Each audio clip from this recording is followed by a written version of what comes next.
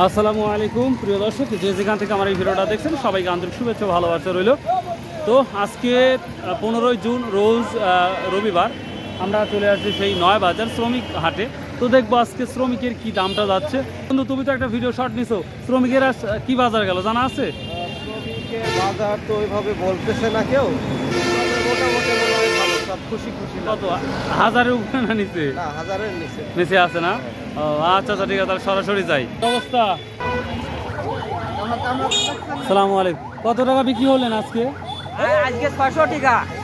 1500 থেকে 600 চলে আসছে। আজকে 600 টাকা। ধান কাটা না ভাই? না, পাট বাজ দেওয়া। পাট বাজ দাও না?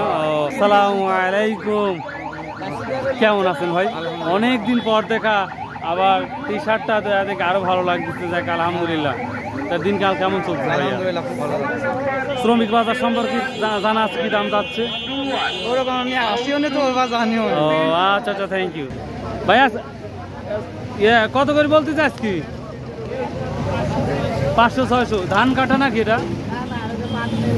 হ্যাঁ, পাট বাসা। ও, তোমার 500-600 এর উপরে নাই? ধান কাটা না, ধান কাটা শেষ হয়ে গেছে একবারে। তার মানে এখন একমাত্র পাটের বাসনটাই আছে বর্তমান সময়। প্রিয় দর্শক, আর কিছুদিনের মধ্যেই আমরা যেটা দেখতে পাবো সেটা হচ্ছে বর্ষা তো খুব রিসেন্টলি চলে আসবে। 1 মাস পরেই তো বর্ষা শুরু হয়ে যাবে।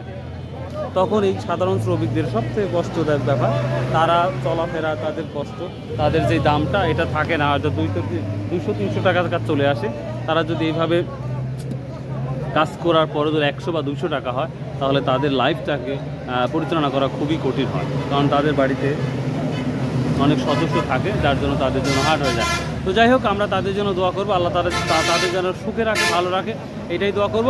আর যে বাড়িতে কাজ করতে যাবে, আমি একটা অনুরোধ করব, অবশ্যই আপনারা চেষ্টা করবেন এই শ্রমিকের কমপক্ষে 5 টাকার একটা বিস্কুট হাতে দিয়ে যদি আপনারা কাজ শুরু করান, তাহলে মনে হয় আমার দৃষ্টিকোণ থেকে তারা খুব আনন্দিত কাজ করবে এবং তারা কাজের প্রতি আগ্রহটা অনেকটাই বাড়বে। সো আল্লাহ হাফেজ, আসসালামু আলাইকুম রহমতুল্লাহ।